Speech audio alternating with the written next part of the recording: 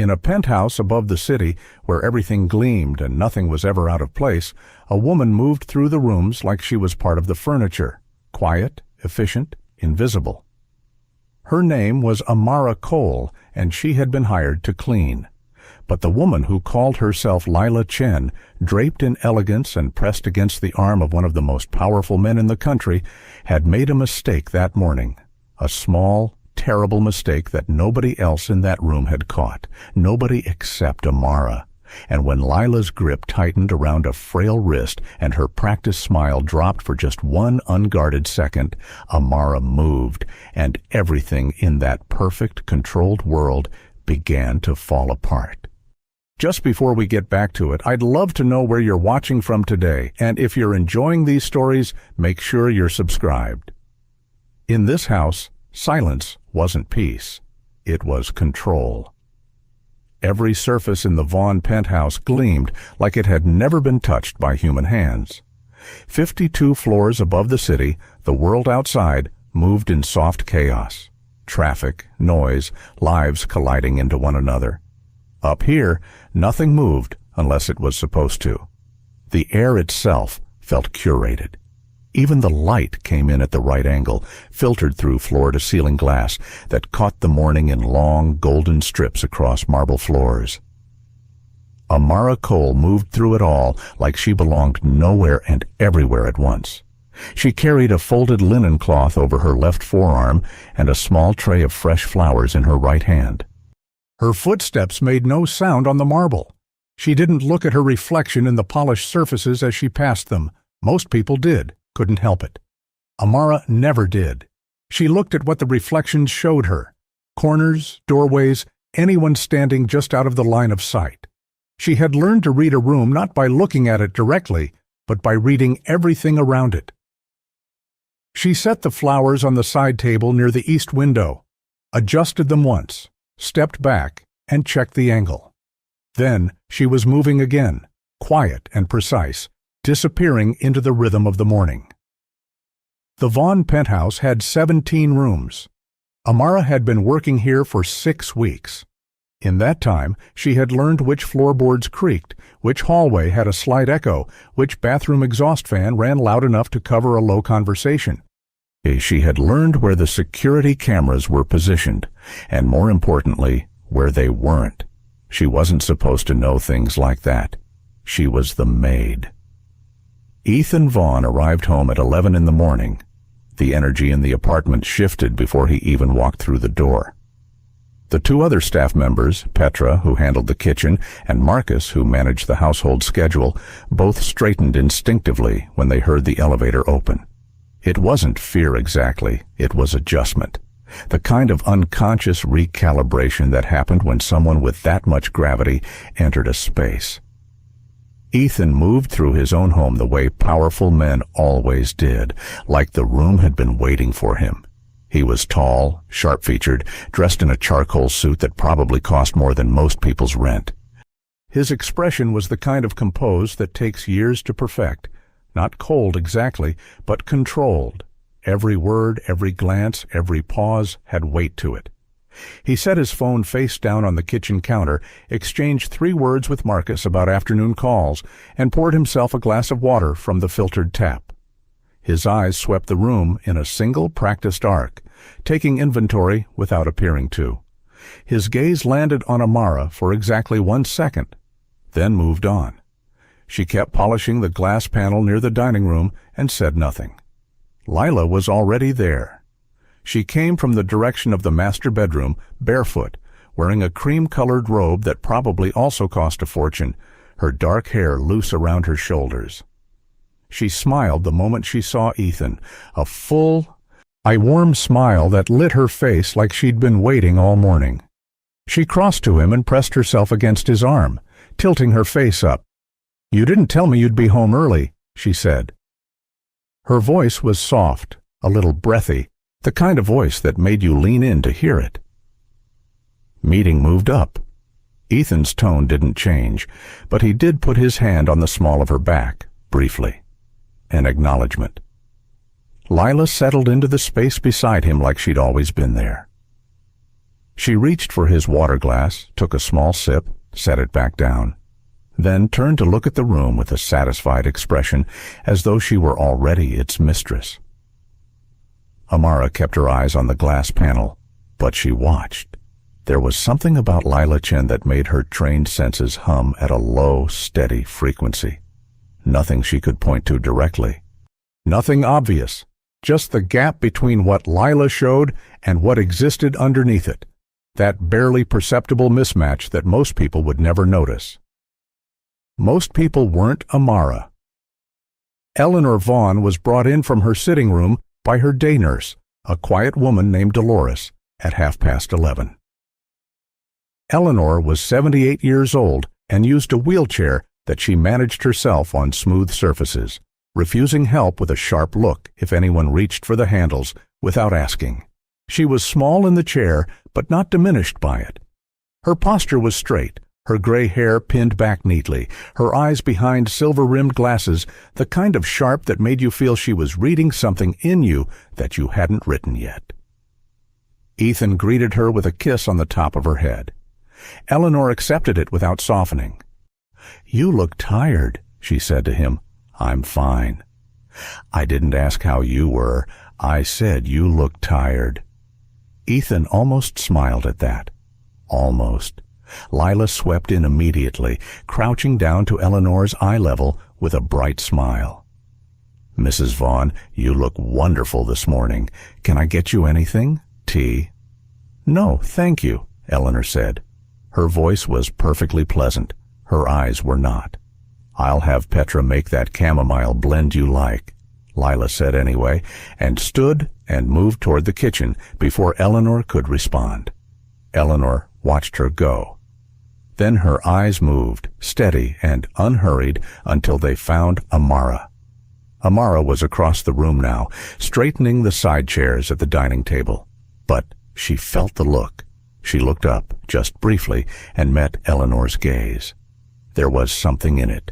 Not a warning exactly, more like recognition. Amara gave the faintest nod and looked back at the chairs. The tea arrived 20 minutes later. Lila carried it herself, a move that seemed thoughtful on the surface, the kind of gesture that would read well to anyone watching. She set the tray down beside Eleanor and poured carefully, speaking gently about the weather, about a gallery opening later that week, about nothing in particular. Amara was at the far end of the sitting room, near the bookshelf, replacing a small decorative piece that had been moved during the morning cleaning. She kept her movements small, unremarkable. She saw Lila's hand brush Eleanor's forearm when she handed over the teacup.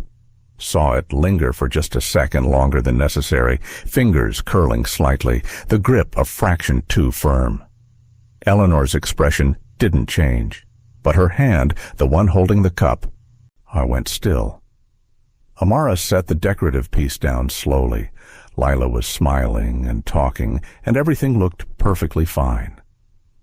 Anyone walking in at that moment would have seen a lovely future daughter-in-law attending to an elderly woman with care and warmth. Amara watched the grip, watched Eleanor's knuckle go slightly white around the teacup. Then Lila released her arm, picked up her own cup, and sat back in her chair like nothing at all had happened. Eleanor's eyes cut sideways. She found Amara again. This time, the look lasted longer. There was something in it that wasn't recognition anymore. It was close to the edge of something, like a person standing at the rim of a very steep drop, very quietly asking for a hand. Later that afternoon, Ethan and Lila argued. They did it in the study off the main hallway, door closed, voices low. Amara was outside in the hall, running a cloth along the console table against the wall. She wasn't listening. She didn't need to. She'd already heard the word prenup through the gap under the door 3 minutes before she got there. She moved at exactly the right pace, slow enough to catch fragments, consistent enough to seem like she was only working. Lila's voice came in soft and wounded. Ethan's was low and terse, the kind of control that was one layer above anger. Something about amendments. something about timing. Then a silence. Then Lila's voice, and this was the one that made Amara pause her hand on the table for just half a second, came out different. Not wounded, not soft, flat, with an edge underneath it, like a blade wrapped in cloth. "Fine," she said. "We'll do it your way." And then, smooth as water, back to the warmth. "I just don't want anything to come between us, Ethan, that's all." Amara heard the study door open and moved further down the hall before either of them stepped out. That evening, Amara found Eleanor sitting alone in the east sitting room. The sun had started going down, and the long gold light came across the floor and caught the silver of Eleanor's hair. Amara was bringing a fresh water pitcher. She set it on the table, started to go. "Sit," Eleanor said. Amara turned. Eleanor was looking at the window, not at her. "Mrs. Vaughn, I'm not asking you to have tea with me. I'm asking you to sit." A pause. For a moment. Amara sat on the edge of the chair across from her. Eleanor was quiet for a while, then, still looking at the window. "Some people don't enter a house," she said. "They invade it." Amara didn't say anything. "I've lived a very long time," Eleanor continued, "long enough to stop being surprised by the ways people reach for things that don't belong to them. Long enough to know the difference between someone who is afraid and someone who is waiting." She turned then and looked at Amara directly. "You're not afraid," Eleanor said. It wasn't a compliment or a criticism, just an observation. Amara held her gaze. "No, ma'am." Eleanor studied her for another moment, then turned back to the window. "That'll be all," she said. Amara stood and walked back down the hall, but something had shifted in the quiet between them, thin as a wire, strong as cable. The incident happened the next morning. Ethan was in his study on a call. Petra was in the kitchen. Marcus had stepped out. The penthouse had that mid-morning stillness that came between tasks, a brief window where the structure of the day relaxed for a moment. Lila and Eleanor were in the main sitting room. Amara was nearby in the adjoining corridor, running a damp cloth along the lower trim of the wall. It was the kind of task that required her to stay low, stay slow. She could see the sitting room through the open doorway, not the whole room, but enough. A slice of the couch, the side of Eleanor's wheelchair, Lila standing close. They were talking. Lila's voice was musical, easy. Eleanor's responses were brief. Amara worked her way down the trim. Outside, the city moved far below the glass. She heard Eleanor make a small sound, not a word, just a sound, barely audible. She looked up. Through the doorway, she saw Lila's hand wrapped around Eleanor's wrist. And not the gentle contact from the afternoon before. This was a grip. Lila's knuckles were white. Eleanor's thin wrist was bent slightly, the angle wrong, and Lila's face, just for that 1 second where she didn't know anyone was watching, had dropped every soft thing she'd built into it. What was underneath was cold, deliberate. The smile still sat on her mouth, but it had stopped meaning anything. Her eyes were entirely still. Eleanor winced. Amara was already moving. She covered the distance between the corridor and the sitting room in 4 steps. Lila didn't hear her coming. Nobody ever did. By the time Lila registered movement in her peripheral vision, Amara's hand was already closing around her wrist. She applied pressure with precision, finding exactly the right point. Lila's grip on Eleanor released involuntarily, her hand opening like a spring had let go. Then Amara twisted, controlled and efficient, and brought Lila's arm behind her back in a single motion. She stepped through the movement, using momentum, and Lila went down, not brutally, but completely. The carpet cushioned the fall, but the impact was real. Lila landed flat, stunned, staring up at the ceiling. Amara stood over her.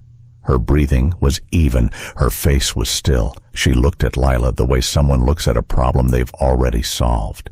"Don't touch her again," she said. Her voice was quiet, calm. There was nothing shaking in it. The silence in the room expanded. Then Lila screamed. The scream brought Ethan out of his study at a run. He stopped in the sitting room doorway and took in what was in front of him, Lila on the floor. Amara standing 2 feet away, Eleanor still in her chair. For 1/2 second, Ethan didn't move. His mind was clearly running through what he was seeing, trying to arrange it into something that made sense. It didn't make sense. What happened? His voice came out razor-edged. Lila was already crying, the kind of fast, overwhelming tears that looked like shock. She had one hand pressed to her wrist and the other braced against the floor. She shook her head like the words were too terrible to form. "She attacked me, Ethan." Ethan crossed the room and crouched beside her, his jaw tight.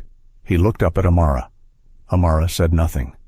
She stood with her hands loose at her sides and her face composed, and she did not offer a single word of explanation. "You're fired," Ethan said. His voice was flat and final. "Hey, get out." "She's not going anywhere."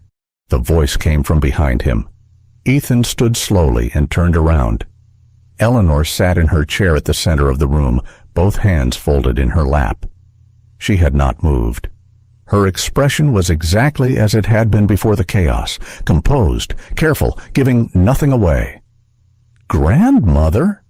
"I said she stays." Eleanor's tone didn't rise. It didn't need to. A long silence. Ethan looked at Lila. Lila looked at Amara.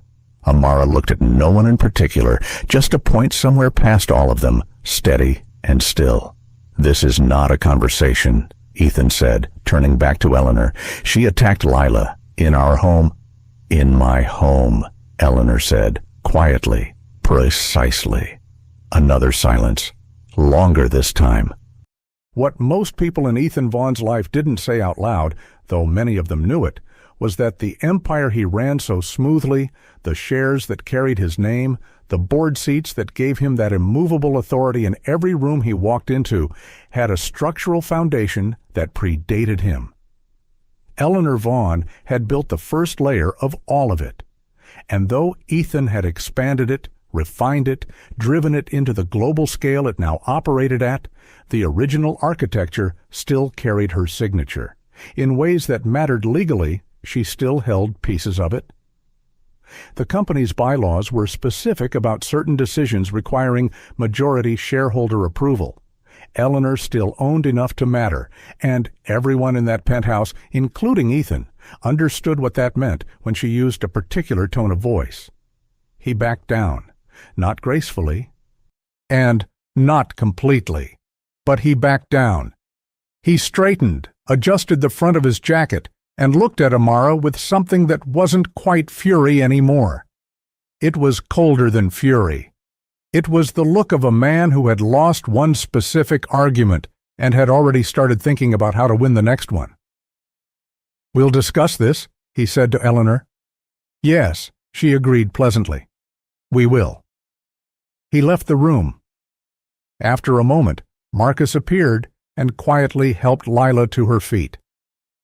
Lila's performance over the next 2 hours was genuinely impressive, in the way that a very complex machine is impressive even when you don't admire what it's built to do.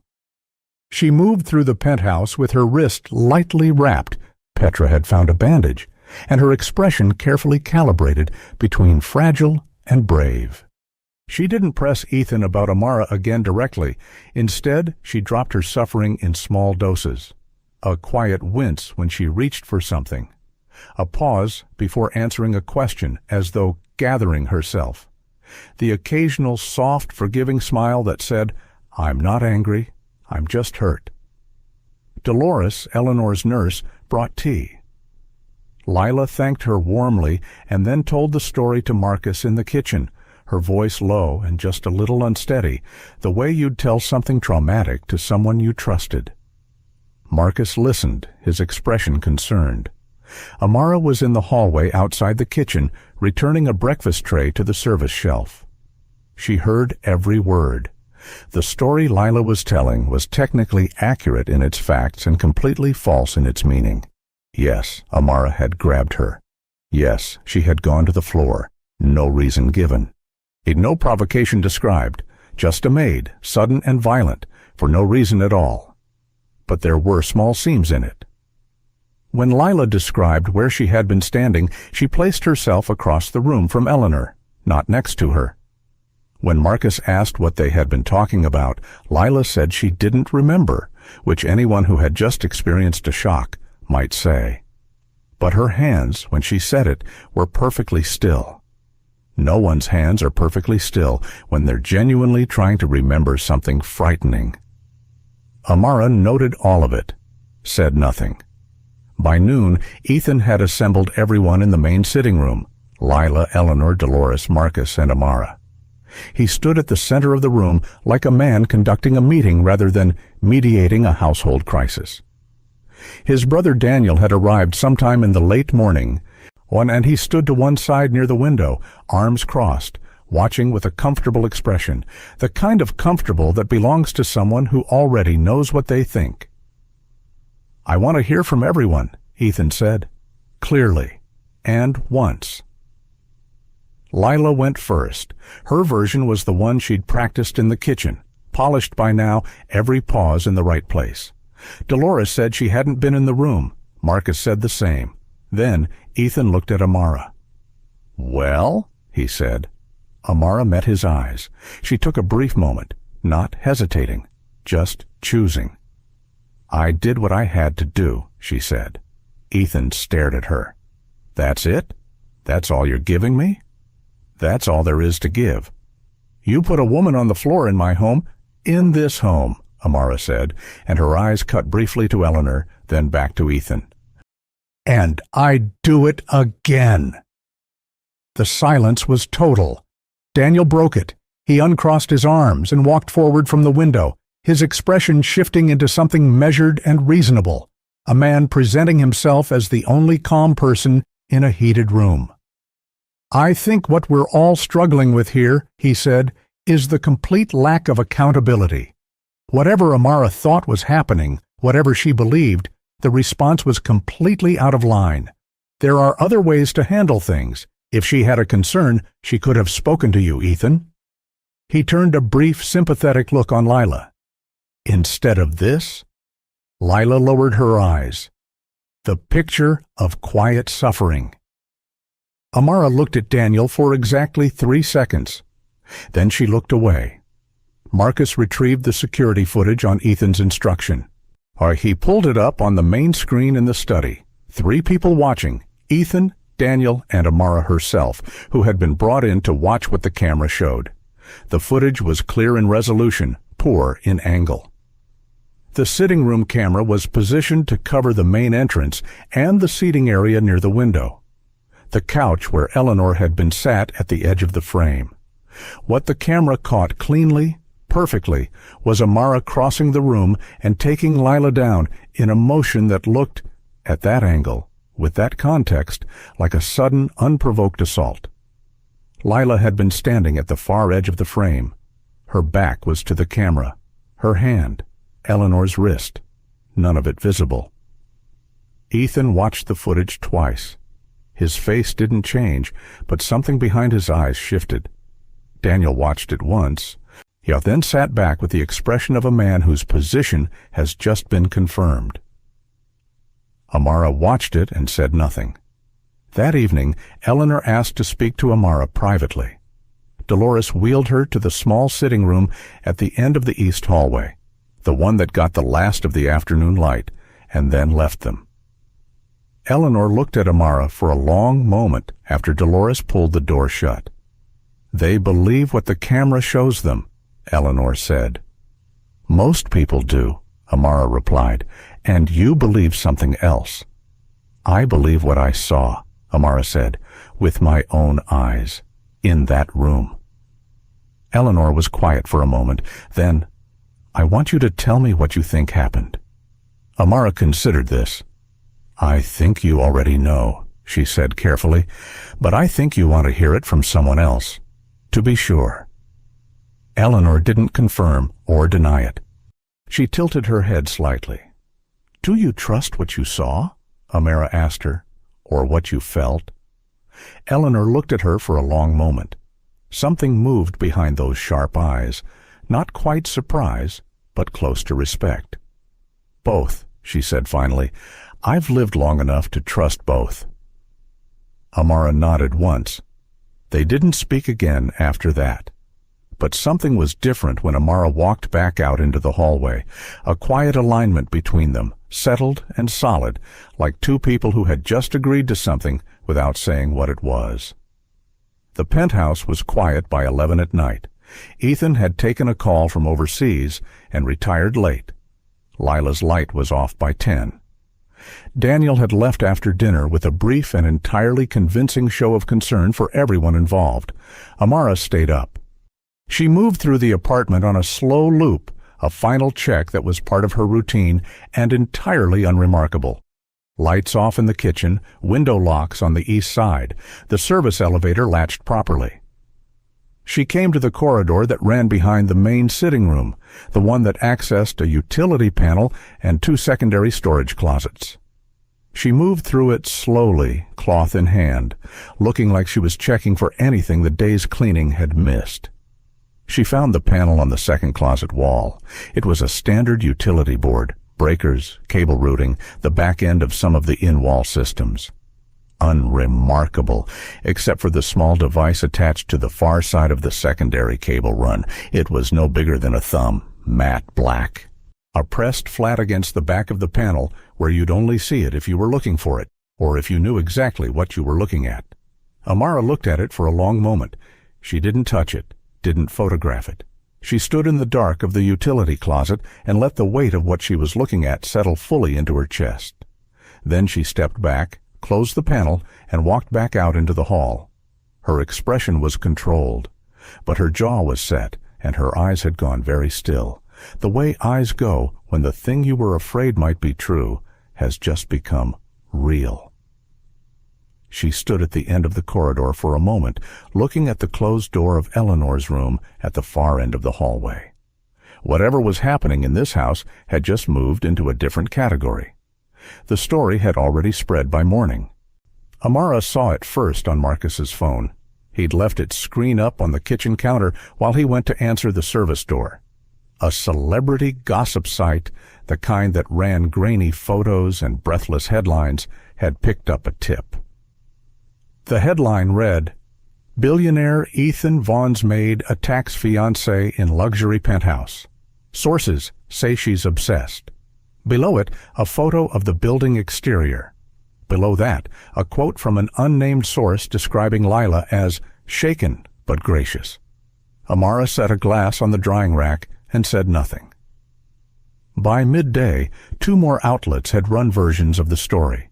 The language shifted slightly between each one, volatile, unstable, erratic, but the shape of it stayed the same. A maid, a beautiful, blameless fiancée, an attack without reason. By afternoon, Lila had posted a single image to her private social account, accessible to just enough people for the screenshot to travel, of her wrapped wrist, no caption, just a small heart emoji. The comments filled in the rest. Amara watched all of it from the edges of the room she moved through. She watched how Lila accepted the attention. Not eagerly, that would have been too obvious. She accepted it the way someone accepts comfort they've arranged themselves, with the right amount of reluctance, the right amount of quiet dignity. It was a very good performance, but it was still a performance. And performances, Amara had learned a long time ago, always had a backstage. She found the first gap that afternoon. She was cleaning the secondary bathroom off the main hallway, the one guests used, or the one Lila passed through each morning on her way from the master suite to the kitchen. It was a small, bright room with good light, and Amara moved through it methodically. Fixtures, mirror, baseboards, the narrow cabinet under the sink. She opened the cabinet to check the supply levels. Inside, spare towels, cleaning products, a basket of guest amenities. Standard. She noted what needed restocking and started to close it. Then she stopped. The cabinet backing wasn't flush. Not by much. A few millimeters, maybe less. But Amara noticed it the way she noticed all small, wrong things. Not with alarm, just with attention. She pressed lightly against the lower corner of the backing panel. It gave slightly. Not broken. Deliberate. Behind it, wedged flat against the wall, was a slim phone. Prepaid. The kind with no contract, no name attached. Its screen was dark and it was powered down, but it was fully charged. She could tell from the tiny green indicator light that only showed when a battery was at capacity. She looked at it for a moment. Then she closed the cabinet exactly as she'd found it and stood up and finished cleaning the mirror. She didn't take the phone. She didn't move it. She left it precisely where it was, because something that is being watched is more useful than something that's been found. The security system had 3 layers.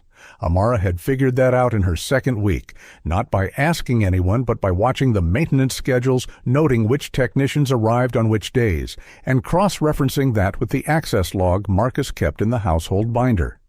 The outermost layer was the camera network. The second was the motion sensor grid. The third was a series of pressure monitors on the primary access points, doors, windows, the elevator threshold. What she found that afternoon, working through the penthouse's 2 secondary hallways with a clipboard she'd borrowed from the kitchen, was that the motion sensor grid had a gap. A specific, narrow gap, precisely along the path between Lila's preferred route through the apartment and the utility panel where Amara had found the device the night before. The sensors in that corridor had been set to minimum sensitivity, which in practice meant they wouldn't register movement unless something large and slow passed through. It wasn't a malfunction. Someone had adjusted the settings manually. The access log for that part of the system showed a maintenance visit 3 weeks ago, the week before Amara had started working there. She cross-checked the technician's signature. The name didn't match any of the regular service vendors Marcus had on file. She wrote nothing down. She carried everything in her head, the way she'd always carried it. Daniel came by that evening, again. His 3rd visit in as many days. He arrived with a bottle of wine and a story about a dinner downtown that had ended early, and he moved through the penthouse with the ease of a man who had grown up in it. Which he had.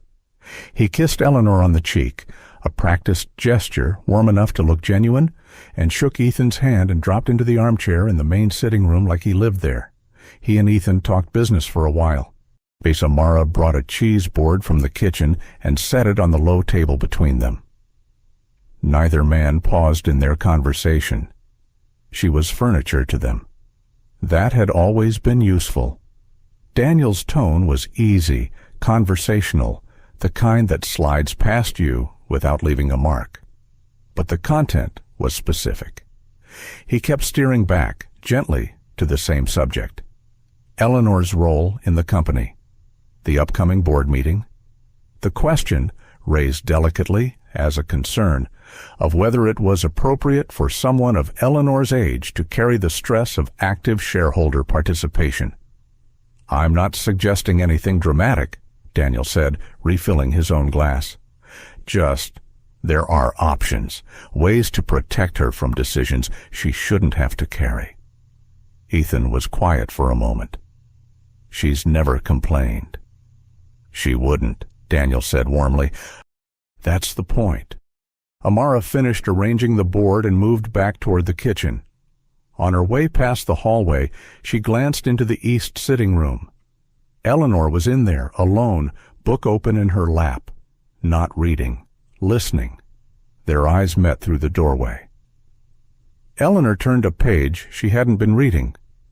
The chamomile tea came from a canister on the 3rd shelf of the kitchen cupboard. It had been there when Amara arrived 6 weeks ago, and it was Eleanor's preference. Dolores prepared it each evening before Eleanor's 8 o'clock rest, and occasionally Lila made it for her during afternoon visits, as a show of care. Amara had been watching the canister for 11 days. She watched the way it was used, and by whom, and when. She noted the days Dolores prepared it versus the days Lila offered. She noticed that after Lila's visits, the tea smelled slightly different. Not wrong, not sour, but heavier somehow. Fuller than it should have been. The kind of difference you'd only detect if you'd been paying very close attention to what it normally smelled like. She'd said nothing. She'd needed to be certain. The evening of the 4th day after the incident, Dolores called in sick. A genuine cold. Her voice when she phoned Marcus was thick and rough. Lila offered immediately to take over Eleanor's evening routine. She went to the kitchen herself, filled the kettle, reached for the canister. Amara was in the hallway. She watched through the narrow gap between the kitchen door and its frame. Lila's back was to her. Her movements were fluid, practiced. She opened the canister, measured the tea. Then, a small motion, barely anything. Oh, the kind of thing you'd miss entirely if you blinked.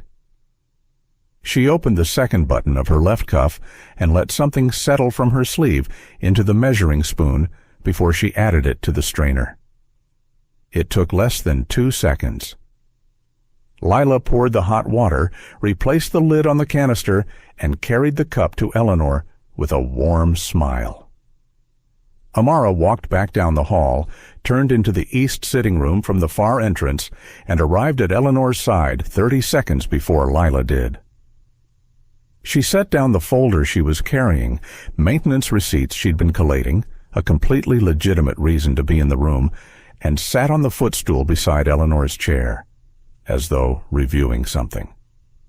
Lila arrived with the tea, set it on the side table, smiled. "Lovely evening, isn't it?" she said, and moved to the window.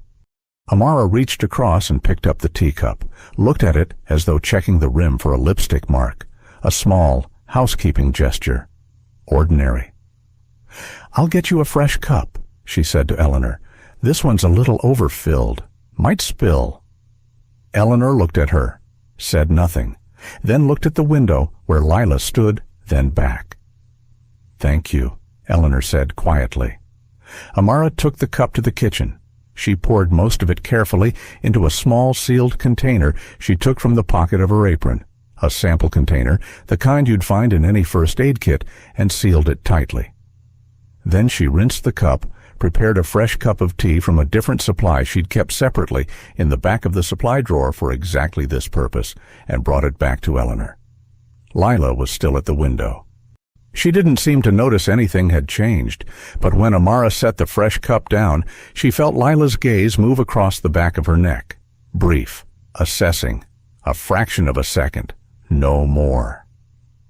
Amara went back to her folder of maintenance receipts and said nothing. That night, after the penthouse had gone dark and quiet, Amara sat on the edge of her narrow bed in the staff room at the back of the apartment and held the sealed container in her palm. She looked at it for a long time.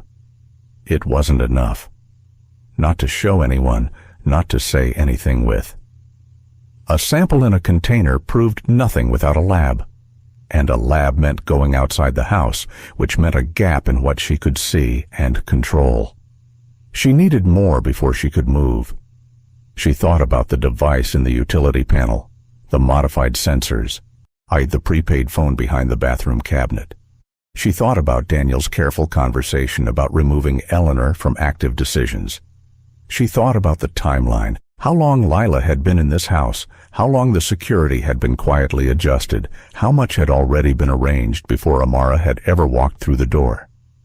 Then she got up, put the container in the small locked case at the back of her wardrobe, and went to check the corridor outside Eleanor's room one final time before she allowed herself 3 hours of sleep. The corridor was clear, but the window at the far end, the one that looked onto the service balcony, had a smudge on the inside of the glass that hadn't been there this morning. The kind left by a gloved hand pressing against a surface to check its resistance. Someone had tested that window tonight. Amara stood in the dark hallway and breathed steadily and let the full weight of what she was standing inside settle into something she could use. She went to Eleanor's door and knocked softly. One knock, then two. The signal they'd established without words. The way you establish signals when you understand each other without needing to explain everything. A moment, then Eleanor's low voice. "Come." Amara opened the door and stepped inside. "She's not here for him," Amara said quietly. "She's here for everything." Eleanor looked at her from across the room. In the low light, with her silver hair loose around her shoulders and her eyes sharp and completely awake, she looked formidable. She looked like the woman who had built the foundation of an empire with her own hands, and who had never once forgotten how. "I know," Eleanor said. "Then we need to move carefully," Amara said, "and quickly." Eleanor nodded once, slowly. "Yes," she said, "we do." 2 days passed after that night, 2 days of surface calm, the kind that sits on top of things like ice on still water. Ethan was distracted, which was both a problem and a partial protection. Distracted men made poor decisions, but they also made poor observers. He moved through the penthouse with his phone always in hand, and his mind clearly divided between whatever was unfolding in his business life and whatever was unfolding in his home. He looked at Lila the way people look at things they've chosen and aren't ready to question, with a commitment that ran ahead of clear sight. Small things were bothering him. Amara could see it. On the way he sometimes watched Lila across a room for a second longer than normal. The way he'd pause in a hallway as though replaying something. He wasn't there yet, but the seed was in. It just needed time to grow. Time, unfortunately, was running out. Lila pushed for the wedding date at breakfast. She did it gently, the way she did most things, wrapped in softness, presented as love. She mentioned a venue that had an opening in 10 days. She mentioned that the waiting list for certain arrangements was already closed, and wouldn't it be a shame to lose the date they'd been hoping for? She mentioned that after everything, a brief, forgiving glance that wasn't forgiving at all. It might be good for everyone to focus on something beautiful. Ethan didn't say yes, but he didn't say no. He said he'd think about it and refilled his coffee. And that was enough for Lila. You could see it in the way her shoulders settled. Amara cleared the breakfast things and kept her face composed. That same afternoon, she saw Lila on her phone in the garden terrace, the spot with the lowest camera coverage, which Lila had apparently mapped as carefully as Amara had. Lila's back was to the building, her voice low. Amara watched from the interior window, too far to hear, close enough to read the body language. Lila was not performing warmth for whoever was on that call. Her posture was straight, precise, her free hand making a single sharp gesture. She was giving instructions, clear, firm, directive. The call lasted 4 minutes. Then Lila put the phone away, took a breath, arranged her expression, and turned back toward the building. She was perfect again before she came through the door. Now Ethan wasn't the only one with plans. Daniel arrived that same afternoon with a folder under his arm and a legal team on a conference call that he took in Ethan's study. Amara was in the adjacent room, the small sitting room that shared a thin wall, cataloging books from a shelf that needed rearranging. She moved slowly, deliberately, and listened without appearing to.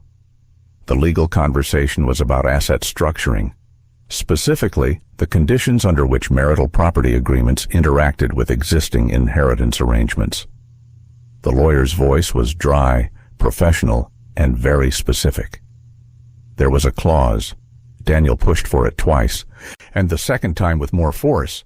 That tied a portion of the estate's liquid holdings to the primary household authority in the event that any direct line heir became incapacitated or otherwise unable to exercise active decision-making. In simple terms, if something happened to Eleanor, and if the timing aligned with a marriage that had been legally finalized, a significant portion of what Eleanor currently controlled would slide, cleanly, quietly, legally, to whoever held the adjacent position, Lila's position. Amara set a book down carefully and stared at the spine of the one beside it without seeing it. There it was. Not just greed, not just a scam targeting a wealthy man. The architecture of it was larger. Eleanor was the real target. Ethan was the door. She picked up the next book. She kept moving. She found Daniel alone in the kitchen later, making himself coffee. He was relaxed, comfortable in the space, moving around it with the ease of someone who'd grown up in this apartment and still thought of it as partially his. Amara came in to return the book catalog to its shelf near the window. She moved unhurriedly to the shelf, opened the catalog, made a small note. "You're very thorough," Daniel said from across the kitchen. A comment. Neutral. "I try to be," Amara said. He watched her for a moment. The way he watched was different from the way Ethan watched. Ethan's attention was assessing, the attention of a man running calculations. Daniel's attention was something else, more careful, more lateral. "How long have you worked for the family?" he asked. 6 weeks? And before that? She looked up briefly. He held his gaze for exactly 1 second. "House management," she said. He smiled at that. Not warmly, more like someone noting the answer was not the information they were looking for. "You're not what you look like," he said, almost pleasantly. Amara turned back to the catalog. "Most people aren't," she said. He watched her for another moment, then picked up his coffee and left. Amara waited until his footsteps had moved back down the hall. Then she let out a slow, controlled breath. He knew, not the specifics, not yet. But he'd moved her into a different category in his mind, not furniture anymore, a variable, something that needed to be managed, which meant the timeline had just compressed. The intruder came on the third night. Amara was awake. She'd slept for 2 hours in the early evening, a habit from years when rest was something you took in windows rather than blocks. She was in the east corridor, still in her dark clothes, moving through the apartment on a quiet loop, when she heard the service balcony window. Not the glass, the latch.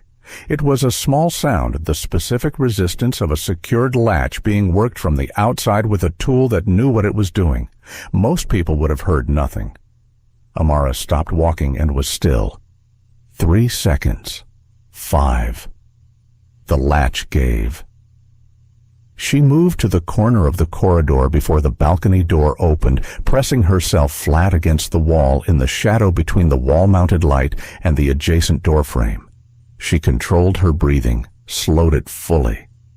The figure who came through the balcony door was not large, medium height, moving with the practiced economy of someone trained to move in dark spaces. Dark clothing, no visible face. They cleared the balcony door and turned immediately in the direction of the east hallway. Eleanor's room was at the end of it. Amara stepped out from the shadow. She didn't announce herself. There was no warning given, no challenge issued. The figure registered her presence and moved fast, reaching, turning, but Amara was already inside the motion. She closed the distance in 2 steps and controlled the reaching arm at the wrist, redirecting it past her rather than blocking it. The momentum carried the figure slightly forward, and she used that, a clean pressure point at the back of the elbow joint, bending the arm into a position it couldn't resist. And then she stepped through and brought the figure down against the wall and then to the floor. The whole thing was 4 seconds. She knelt and held the position, her weight distributed to control, without causing damage she didn't want to cause. The figure was face down, arm locked behind at the angle she'd chosen. "Don't," she said quietly. It was the same word she'd used with Lila, in a different room, under different circumstances. The figure went still. She secured the figure in the utility room off the service corridor using zip ties from the emergency supply kit and locked the door. She did not call the police immediately. She needed 20 minutes first. She went to Eleanor. 1 knock. 2. "Come." Eleanor was awake, had been, Amara suspected, for a while.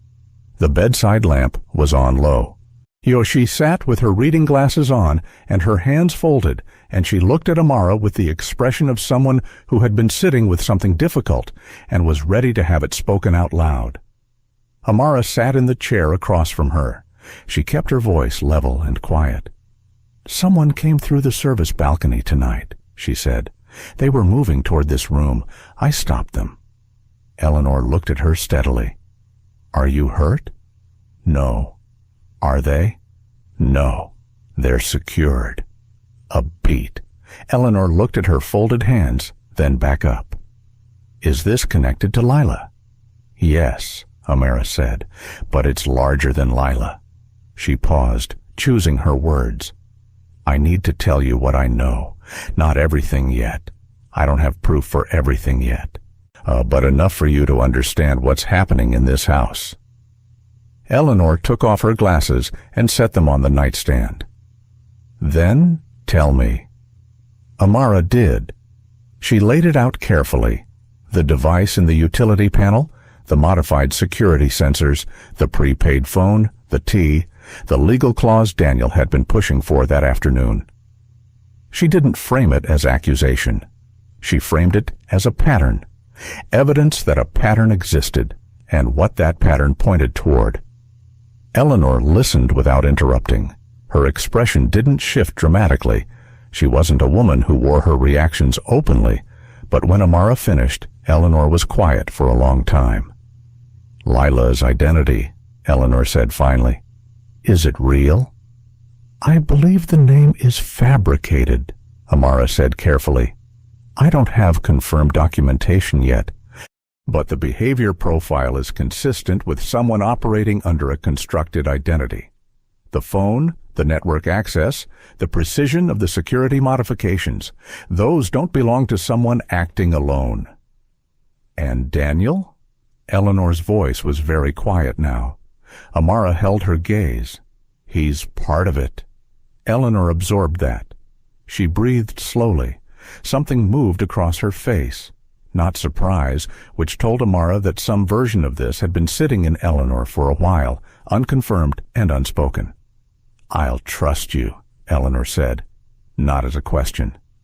"I know," Amara said, "and I'll do everything I can to justify it." Eleanor nodded once. Then, "What do you need from me?"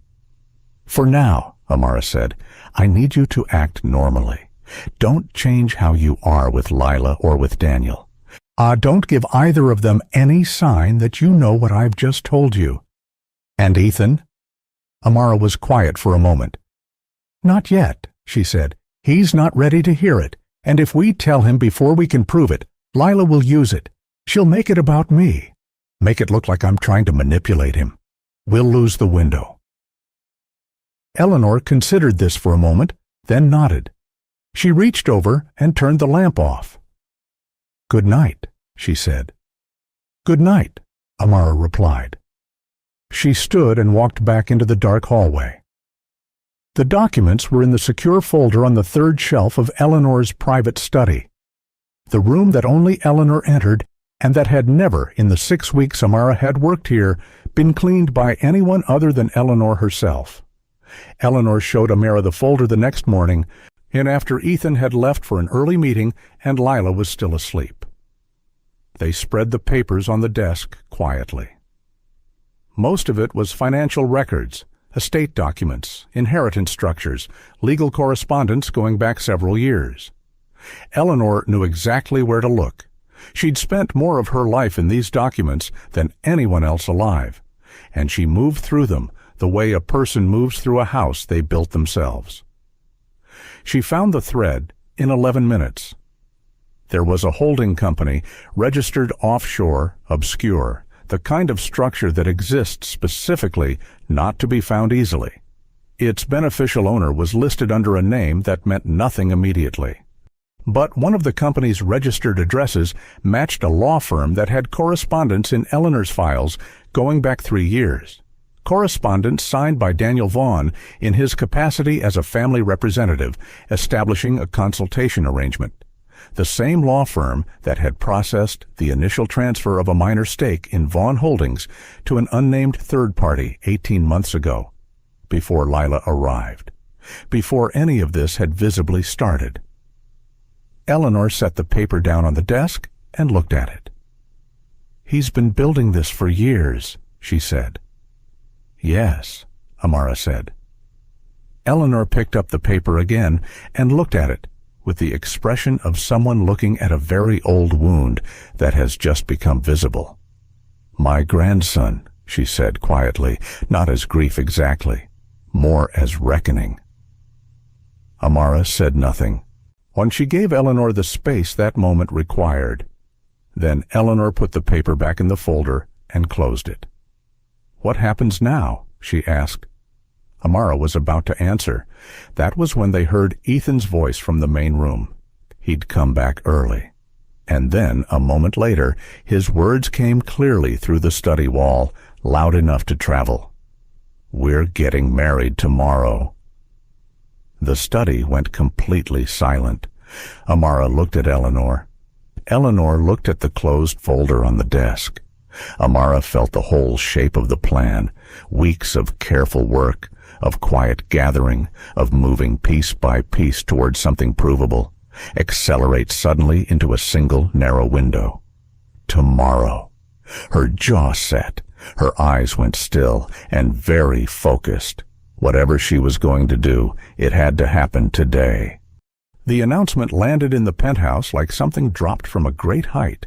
Ethan said it once, clearly, standing in the middle of the main sitting room with his jacket still on and his phone in his hand.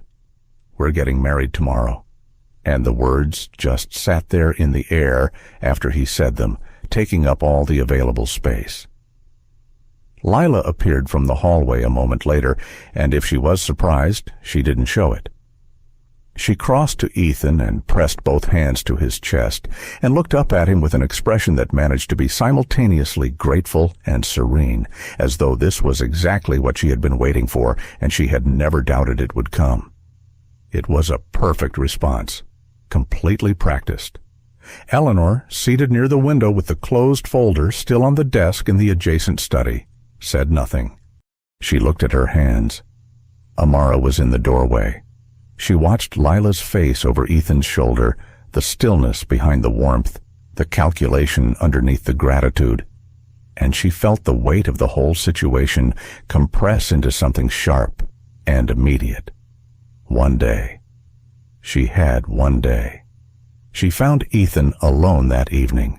He was in the kitchen, making himself a drink, something he rarely did, standing at the counter with his back to the door, jacket off, sleeves pushed up. He looked for the first time since Amara had been in this house like a man rather than a position. She stepped inside. "Mr. Vaughn." He turned. His expression went flat immediately, the professional composure snapping back into place. "Amara, I need to say something to you." She kept her voice level, no urgency in it, even though every part of her felt it. "I need you to hear it as information, not as a maid speaking out of turn, not as someone with a personal agenda. Just listen to the words." He looked at her for a long moment. Something in his face shifted. Not open, but not entirely closed either. He put the glass down. "Go ahead," he said. "If you do this tomorrow," she said, "you won't control what happens next. There are things in motion inside this house that you don't have full sight of. If the marriage happens before those things come to light, you'll have signed away more than you know." Silence. Ethan looked at her with the expression of a man whose first instinct is to dismiss something and whose second instinct is not quite as sure. He looked at the counter, then back at her. "That's a very broad statement," he said carefully. "I know. I can't give you everything yet. I don't have what I need to make it provable, but I'm asking you to slow this down by 1 week, just 1 week." He was quiet for a long time. "You've given me no reason to trust you," he said finally. "You put Lila on the floor in my home. I have it on camera."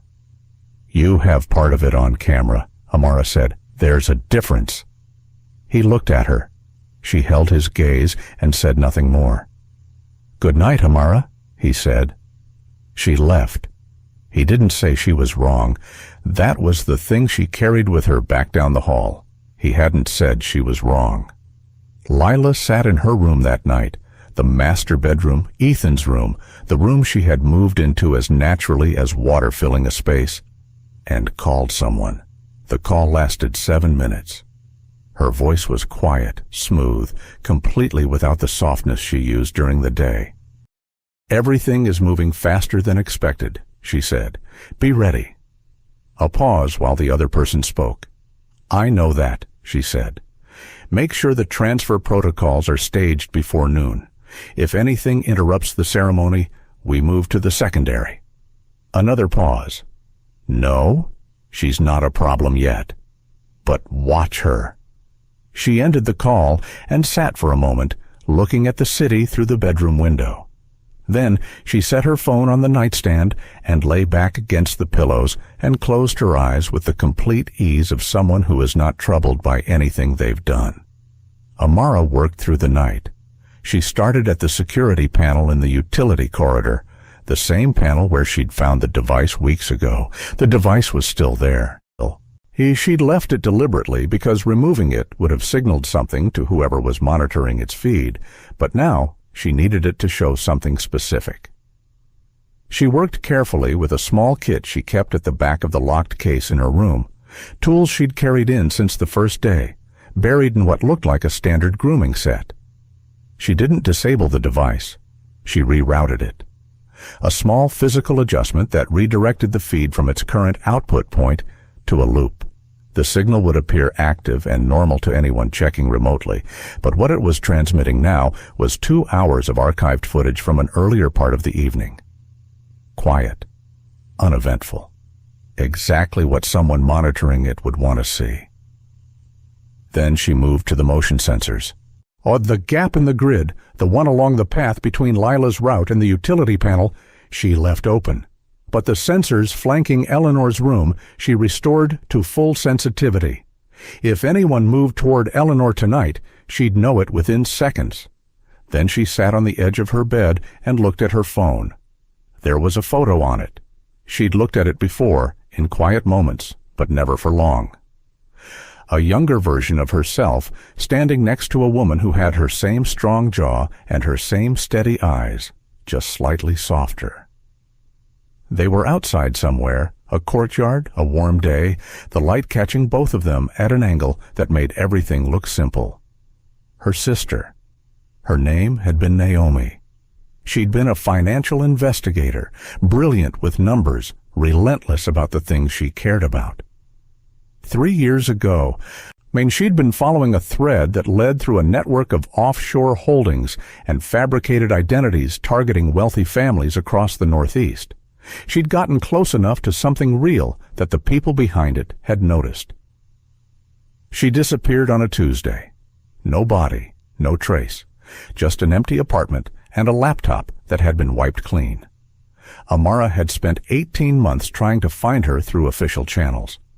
Then she'd left official channels behind and started looking a different way. Lila was the third identity she'd been able to connect to the network. The first two had already moved on before Amara could reach them. This time, she'd gotten here earlier. She'd placed herself in this house before Lila had finished building the trap.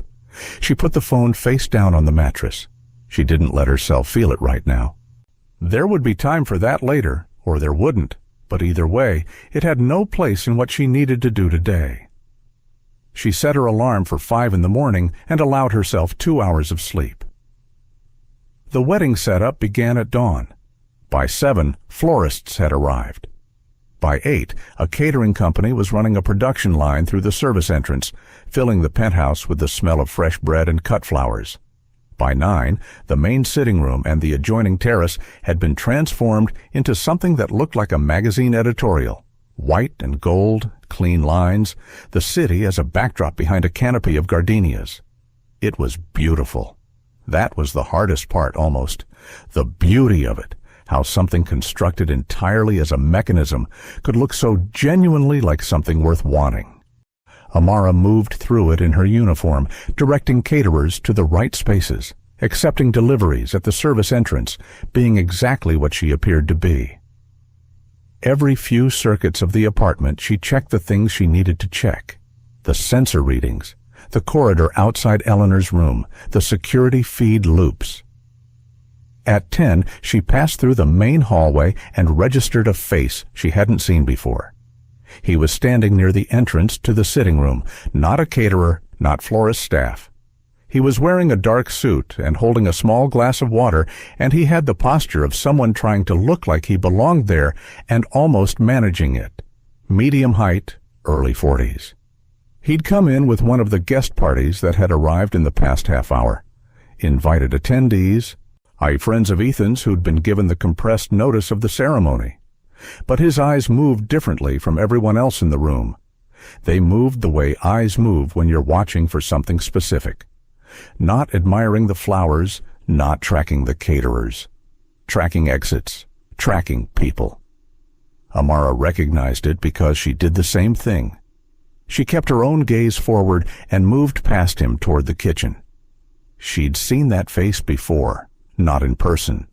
In documentation she'd gone through months ago, a file on the network she'd been building piece by piece since Naomi disappeared. A name connected to 2 of Lila's previous operations, a man who appeared briefly in the background of things and then disappeared cleanly. His name was Garrett Fuller. He was listed in her notes as a fixer. Someone who arrived when operations needed to be concluded rather than managed. Her jaw tightened once. He wasn't here to witness a wedding. Eleanor was dressed and ready by 10:30. She sat in the east sitting room in a dove-gray dress, her hair pinned back, her posture the way it always was. Straight, uncompromising, nothing bent in her that didn't have to be. Dolores helped her with her pearl earrings and then stepped out to give her a moment. Amara came in and closed the door behind her. "There's a man among the guests," she said quietly. She described him, his height, his positioning near the sitting room entrance, the suit. "His name is Garrett Fuller. He's part of the network. If anything goes wrong today, he's there to make sure it finishes." Eleanor absorbed this. "Well, what does that mean for us?" "It means the plan for today isn't just the marriage," Amara said. "It means they've staged a conclusion here. If the marriage completes, they have the legal structure. If something interrupts it—" She paused. "They have a contingency." Eleanor was quiet for a moment. Then she reached into the small bag on her lap and removed an envelope, sealed, formal, the kind that carries the weight of something decided and finished. "My lawyer has the original," she said. "I signed this last night after we spoke." Amara took it carefully. "If something happens to me," Eleanor said, "that opens publicly. It transfers controlling authority away from Daniel, effective at the moment of opening. My lawyer has standing instructions." Amara held the envelope. She looked at Eleanor. "Nothing is going to happen to you," she said. Eleanor met her eyes. "No," she agreed, steadily. "It isn't." The ceremony was scheduled for 11. By 5 minutes before the hour, the guests had arranged themselves. 40 people, close circle, the kind of intimate that was actually curated exclusivity.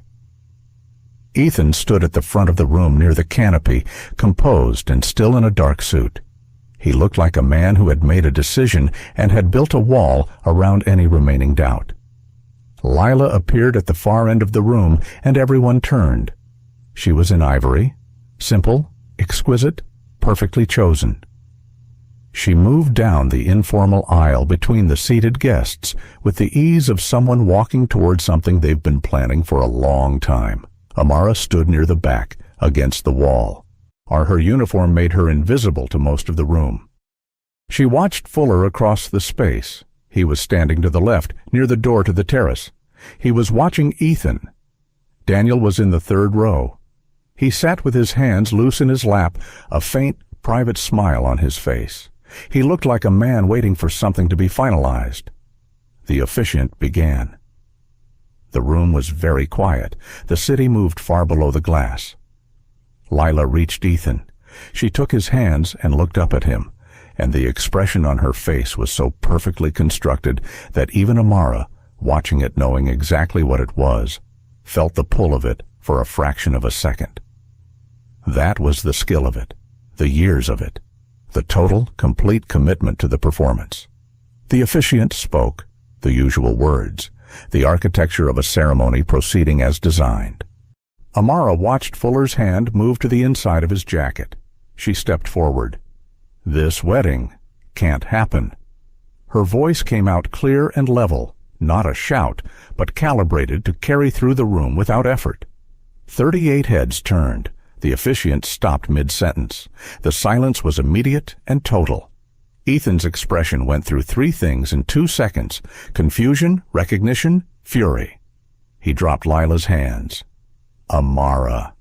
His voice was a controlled warning. "I'm sorry to do this here," she said. She was already moving, not toward him, toward the side table near the window where she'd placed a thin document folder that morning under the guise of organizing the room. She picked it up and turned. "Oh, I need everyone in this room to hear what I'm going to say. Get her out." Ethan's voice snapped to the 2 security staff near the door. They moved toward her. "The woman standing next to you," Amara said, loudly enough, clearly enough, her eyes on Ethan's face, "is not who she says she is. Her name is not Lila Chen. Her identity documents don't match any verified record in the state she claims to have been born in. Her residential history prior to 3 years ago does not exist." The security staff reached her. She let them take her arms. She didn't resist. She kept talking. "I have partial documentation in this folder. I'm asking someone in this room, anyone, to look at it before this ceremony continues." Murmuring, guests leaning toward each other. Someone near the back stood up slightly. Lila moved first. She stepped away from the officiant and turned toward the room, and the shift was impressive even now. Fluid, immediate, tears arriving exactly on cue. Her voice cracked on the right syllable.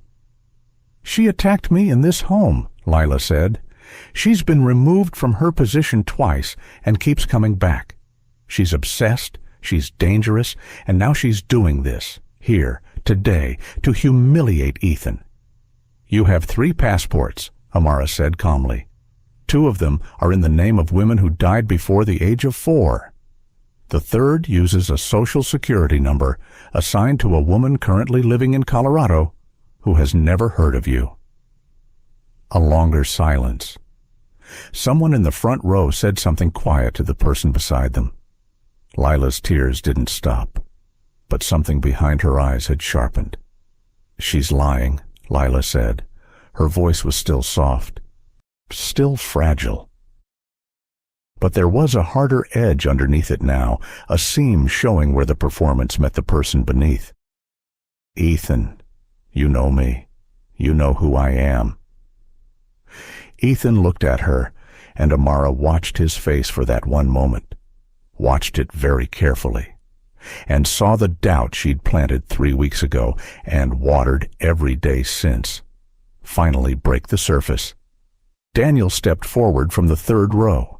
He moved to the center of the room with the unhurried ease of a man who had prepared for this possibility and was now activating that preparation. He addressed the guests rather than Amara. A smart choice, she noted.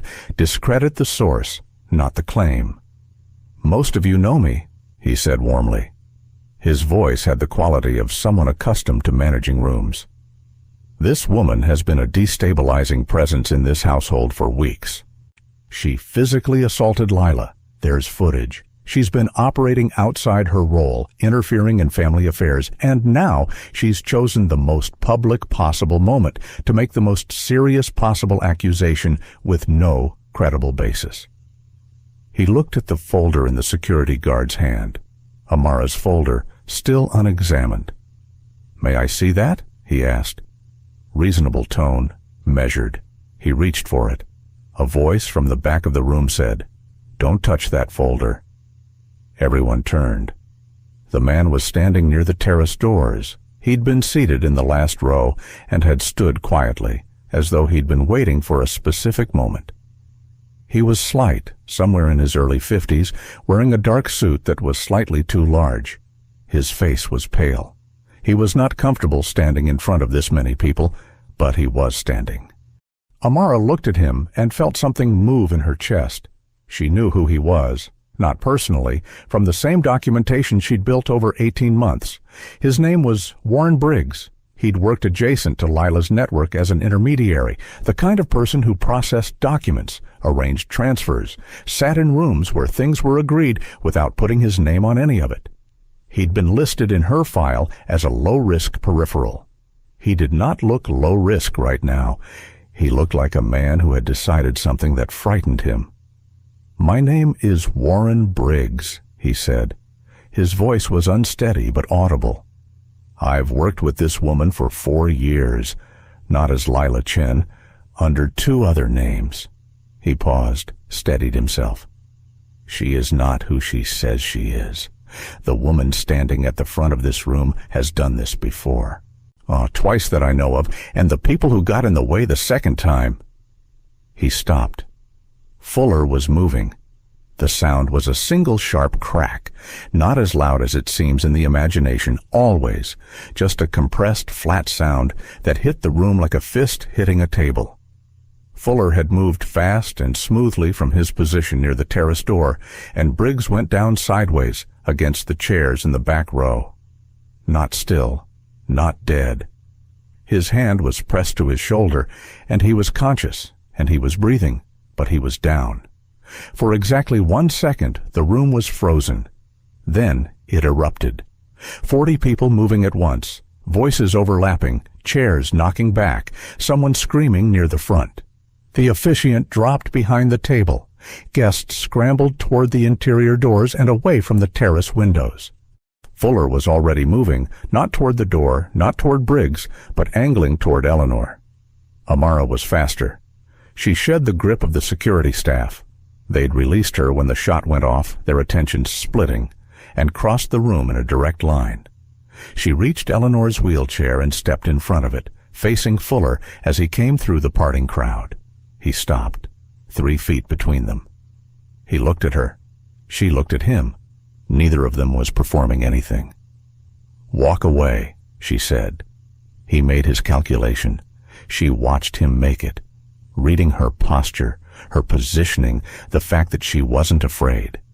People who know how to do what he did recognize the same thing in someone else.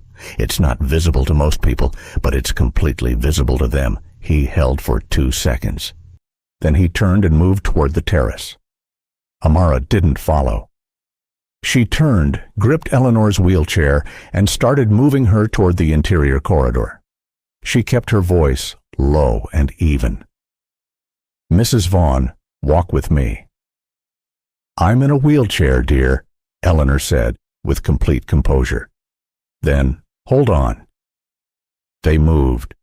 The room was chaos, but Amara moved through it like it wasn't.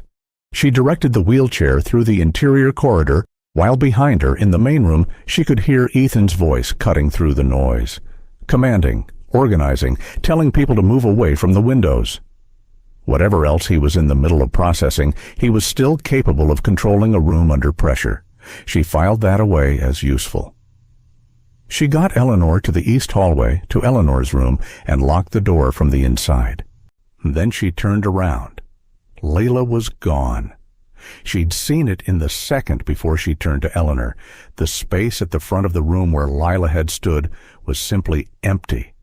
In the eruption of movement and noise, she had disappeared. Not panicked, not running, moving with direction. Amara knew where she was going. The secure vault was on the building's 49th floor, 3 floors below the penthouse, accessed from a private elevator in the east corridor that required both a key card and a biometric scan. Ethan used it for physical document storage and for drives containing sensitive company data. Amara had been aware of it since her 3rd week. She'd also been aware, since her 4th week, of a secondary access point, a maintenance shaft that connected the vault's ventilation system to a utility corridor 2 floors above. Not an entry anyone would find unless they were looking, But it was the kind of access that someone with modified security credentials and 3 years of planning might have mapped in advance. She'd already closed that route. 2 nights ago, she'd accessed the shaft from above and placed a sensor at the junction point. Not a lock, which could be defeated, but a monitor that would alert her phone if anything moved through it. Her phone had vibrated 11 minutes ago. She was already in the East Corridor when she registered it. She moved to the private elevator, used the staff override code she'd memorized in week 2, and rode down 3 floors. The vault's main door was ajar when she arrived, not broken, not forced. Opened correctly, which meant either a copied key card or a cloned biometric. Both required time, resources, and access to someone inside the house. She pushed the door open. Lila was at the second cabinet along the wall, a small drive already plugged into the cabinet's port, a transfer in progress on the screen above it. She'd shed the ivory dress somewhere. She was in dark clothes underneath, practical and ready, as though the wedding had only ever been a costume. She heard Amara and turned, and here was the thing. Here was the thing that Amara had always known and never wanted confirmed. Lila dropped everything.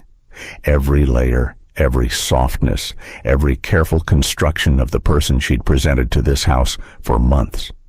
It fell away in under a second, and what was underneath it was watchful, intelligent, cold, and completely without shame. She looked at Amara and almost smiled. "You were better than I expected," she said. "Stop the transfer," Amara said. Lila's hand didn't move toward the drive. "You know I can't do that." "I know you won't," Amara said. "That's different." Lila tilted her head slightly. "What happens now? You're a maid. Your evidence is partial at best.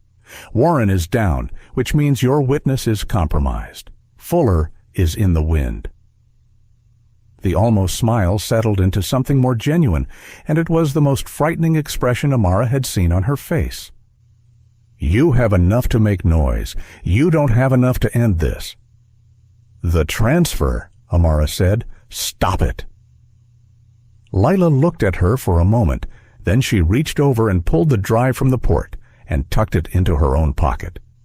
"This was never about the money," she said. Her voice had changed. Lower now, the vowels slightly different. The accent she'd built for Lila peeling back to reveal something older underneath. "The data on that drive is leverage. Names, accounts, associations. People who would pay a great deal to keep it contained." She paused. "You think you've stopped something. You've barely touched it." Amara looked at her steadily. "Where is my sister?" For the first time in this confrontation, something shifted in Lila's face. Not guilt, but acknowledgement. The recognition of a question she had expected and had been holding the answer to like a card. She looked at Amara for a long moment. "She was close," Lila said quietly. "She was very close." And then, before Amara could move, before she could close the remaining distance between them, "She's alive. She's alive." 2 words. That was all. And they hit Amara with a force that no physical thing in that vault could have matched.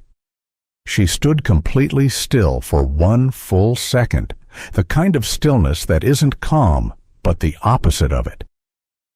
The kind that comes when something you have been carrying for 3 years suddenly shifts weight, and every muscle in your body has to recalibrate around the new distribution. Lila watched her, and in watching her, gave herself away, because the expression on her face in that moment wasn't gloating, wasn't cruelty. It was leverage, deliberate, offered, controlled. She'd saved that information for exactly this moment, knowing what it would do, knowing how to use it, which meant she'd had it for a while, which meant she knew where Naomi was, which meant she was the thread that led there. Amara breathed in, breathed out, and let the moment pass through her and settle into something she could use. She looked at Lila across the vault room. "Tell me where she is," she said. Her voice came out even. That cost her something. "You know I won't do that for free," Lila said. "The drive," Amara said. "You think that's what this becomes. You walk out with the drive, you give me Naomi's location, and we call it even. That's what you're offering." Lila tilted her head. "You're smarter than most of the people I've dealt with. That's the offer, yes." Amara looked at her for a long moment. Then she said, "You've used that before, haven't you? Someone else, someone close to someone in your way. You find the thing that matters most, and you hold it." Lila didn't confirm it. She didn't deny it. Her expression said that confirmation wasn't necessary. "The police will be here in minutes," Amara said. "Fuller is in the wind. Briggs is down but alive, and he has testimony that puts a frame around everything you've done. The legal structure Daniel built collapses without the marriage completing. Eleanor's document activates the moment it's opened." She paused. "What you're holding is a drive. What I have is everything else." Lila was quiet. "Tell me where my sister is," Amara said, "and I'll make sure the people coming through that door know that you cooperated. That's not a trade. It's the only version of what happens next where you have any control at all." Silence in the vault room. The ventilation hum. The city, inaudible from here. Lila looked at the drive in her hand, then footsteps in the corridor outside. Ethan came through the vault door first. But he'd come down in the private elevator, alone, no security staff, no one else. He stopped in the doorway and took in the room in one sweep. Lila against the cabinet, the open drive port, Amara standing between them. His face went through something complicated. He looked at Lila. He looked at her dark clothes, the drive in her hand, the wedding dress that was no longer anywhere in sight. He looked at her the way someone looks at a thing they've been trying not to see clearly for a very long time. "Who are you?" he asked. His voice was quiet. Not a shout, not a performance. Just a man in a room asking the only question that mattered.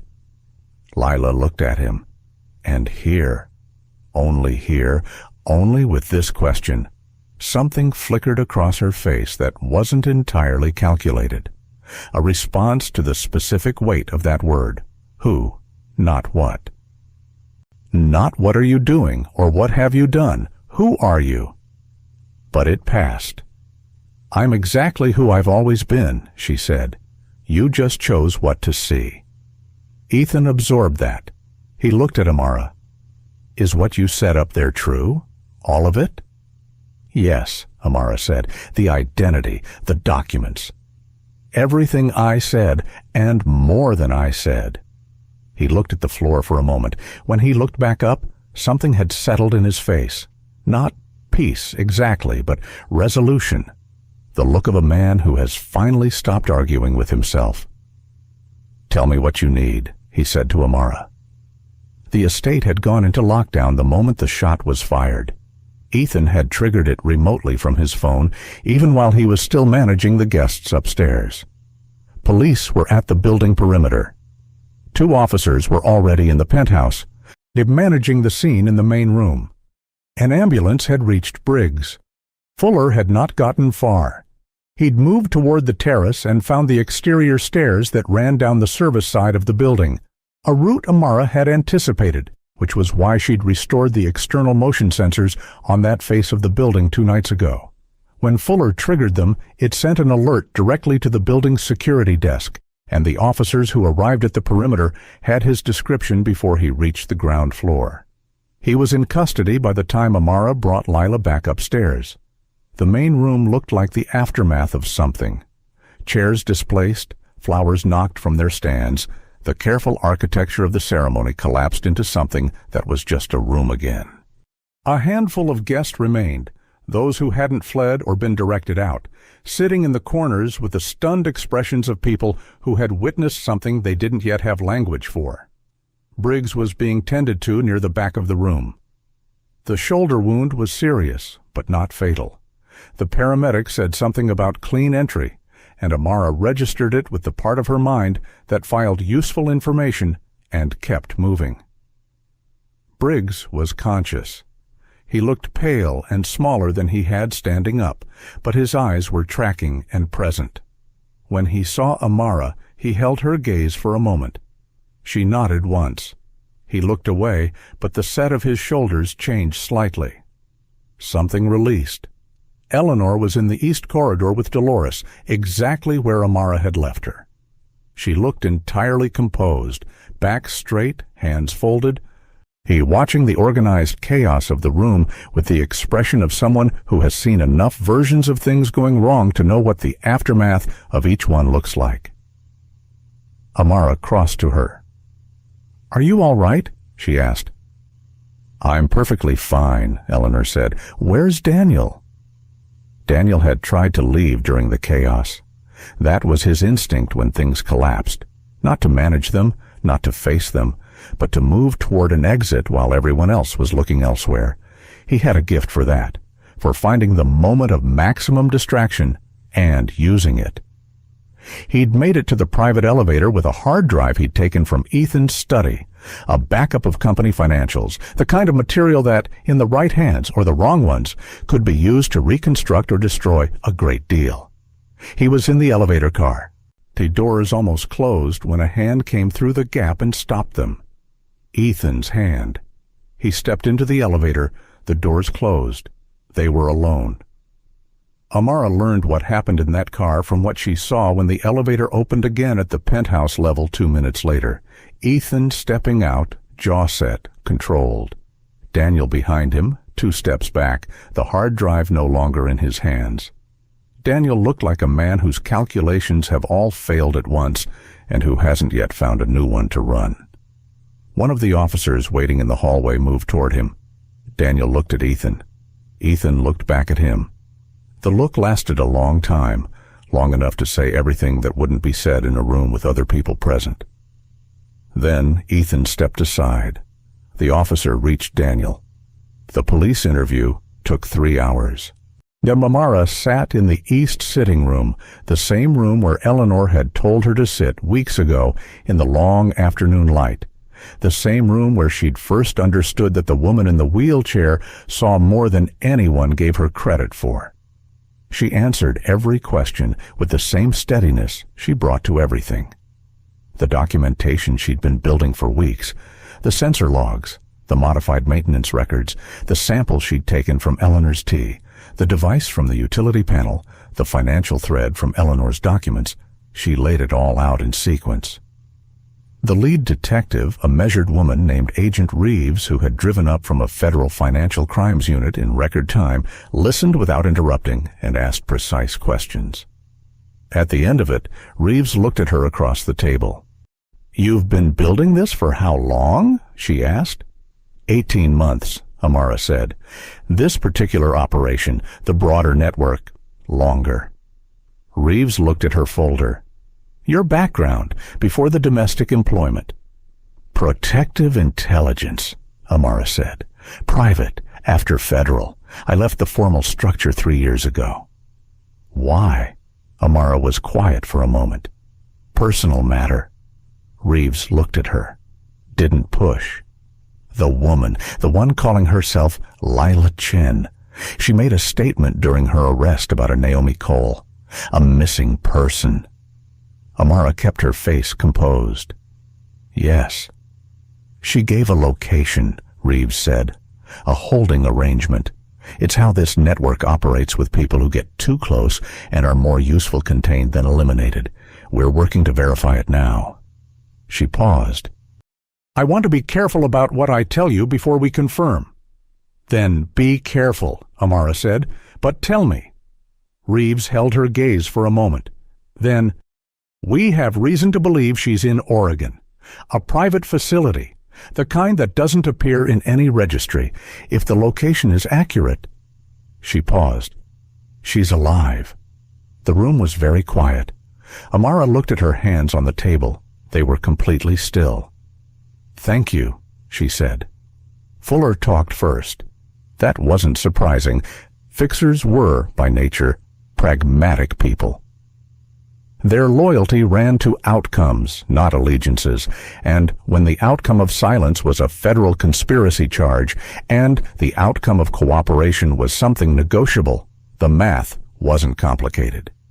He gave the network's operational structure in exchange for a conversation about sentencing, names, routes, the financial architecture that moved money between operations.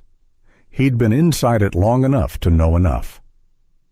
Briggs talked from his hospital bed, which he did with the detailed precision of a man who had clearly been rehearsing this for a long time, someone who had stayed in something too long and had been building the courage to leave it and had found in the chaos of a penthouse wedding the specific moment that forced his hand. His account corroborated Fuller's in the ways that mattered. His account of Lila's previous operations, her methodology, the identities she'd used. It was the corroborating layer that turned an accusation into a case. Amara sat in the east corridor outside the room where Reeves was still working and listened to the building settle around her. It was late. The flowers from the ceremony were still in the main room, though someone had righted the chairs. The city was dark outside the glass. Ethan found her there. He came down the hallway without his jacket, his tie gone, looking like a man who had been taken apart and put back together slightly differently. He sat in the chair across from her and looked at his hands for a moment before he looked at her. "I owe you an apology," he said. "You don't," Amara said. "I do." He looked up. "I told you were a maid. I told you to act like one. I had the footage of you, and I used it to decide what I was allowed to see." He shook his head once. "You were trying to tell me something from the first week. I wasn't—" He stopped. "I wasn't ready to hear it." Amara looked at him steadily. "You heard it when it counted," she said. He was quiet for a moment. "The camera angle," he said, "the sitting room. What really happened that first day?" "Lila had Eleanor's wrist," Amara said. "Her grip, not affection, force." Eleanor winced. "I moved." Ethan breathed through his nose. His jaw was tight. "I should have asked more than once." "Yes," Amara said. She wasn't going to soften it unnecessarily. "But the people who built what happened in this house were very good at making sure you didn't. That's not an excuse. It's context." He looked at her for a long time. Then he nodded, slowly, like someone accepting something that will take longer to fully absorb than one sitting allows. Lila was being processed in one of the bedrooms, converted to a holding area, while the federal paperwork completed. 2 officers outside the door. She'd said very little since the vault. Not silence out of fear, but out of the specific calculation of someone who knows that every word is evidence and is choosing her exposure carefully. Amara asked to speak to her. Reeves allowed it briefly with an officer present. She went in and stood inside the door. Lila was seated in the chair by the window, her dark clothes neat despite everything, her posture still precise. She looked at Amara without surprise. "You're here about your sister," Lila said. "I'm here because I have questions that only you can answer," Amara said, "and because I want to look at you when you answer them." Lila was quiet for a moment. Then, with the kind of directness that lived underneath all her other layers, the one that had nothing to perform because the performance was finished, she said, she was supposed to be a warning. "The network doesn't typically eliminate people who can become useful later. She exposed a portion of the financial structure before we could contain her. Enough to create a problem, not enough to collapse anything." She paused. "She's been in that facility for 2 years. She's not harmed, contained." "Why tell me?" Amara said. "In the vault. You didn't have to say that." Lila looked at her with something that wasn't quite respect and wasn't quite recognition, but was somewhere in the neighborhood of both. "Because you're the only person in the last 5 years who actually found me," she said. "Not close. Found. I wanted you to know the trade was real. Your sister for the drive." She tilted her head slightly. You chose not to take it. I chose not to let you dictate the terms, Amara said. There's a difference.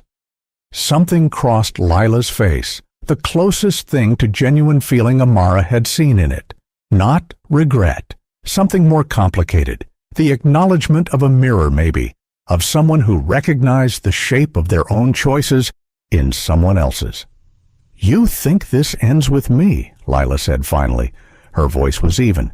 It doesn't. I know, Amara said. The network is larger than you, Amara said. Older than you. I know. I've been inside its edges for 18 months. She looked at Lila steadily.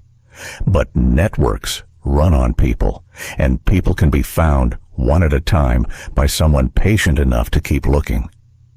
Lila held her gaze, then, quietly, almost to herself, You're going to spend the rest of your life doing this, aren't you? Amara said nothing. She turned and walked back out. The sealed envelope opened at 7 in the morning. Eleanor's lawyer arrived at the penthouse with the original document.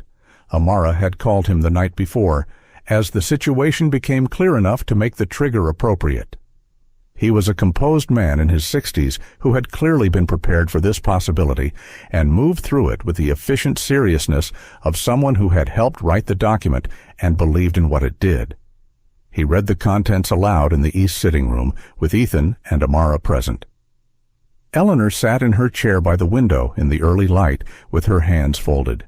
She did not look at the document, she looked at the window. The transfer was effective immediately upon opening. It redirected Daniel's inherited voting stake, the portion that had been the financial cornerstone of the entire architecture, the piece he and Lila had built their plan around controlling, away from his direct authority and into a managed trust, the trustees of which were named specifically and could not be changed without Eleanor's signature. Daniel's legal access to the company's decision-making, effective as of that morning, was reduced to precisely nothing. Ethan sat with his elbows on his knees and his hands clasped and listened to the whole thing. When it was finished, he looked at Eleanor. "You knew," he said.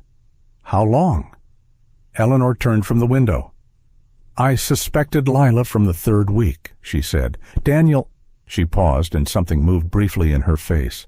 "Longer. I hoped I was wrong." Ethan was quiet. "You weren't prepared," Eleanor said. "That's not a failure of your intelligence, Ethan. It's a failure of your willingness to see what you didn't want to see. Those are different things. One can be trained, the other has to be chosen." He looked at her. The way a person looks at someone they have been taking for granted for a very long time and have just understood all at once the full scale of what that cost. "Yes," he said quietly. Eleanor looked at Amara. "You chose well," she said, not the praise of a superior to a subordinate, the acknowledgement of one person to another. Amara held her gaze. "Thank you for trusting me first." The call from Agent Reeves came at 9:43.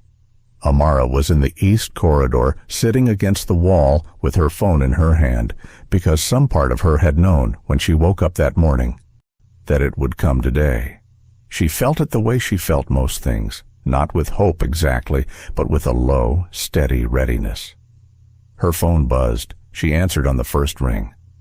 "Ms. Cole," Reeves said. "The facility in Oregon. Our team made contact 2 hours ago." A pause, the kind that isn't hesitation, but preparation. "Your sister is there. She's in stable condition. She's been asking for you." Amara stood up from the wall. She pressed her free hand flat against the cool surface of the corridor wall and breathed. In, then out. In, then out. "Is she—" she started. "She's okay," Reeves said. "She's been in protective isolation. That's how they frame it. But she's not physically harmed. She's been asking for you," she repeated gently. For a long time, apparently.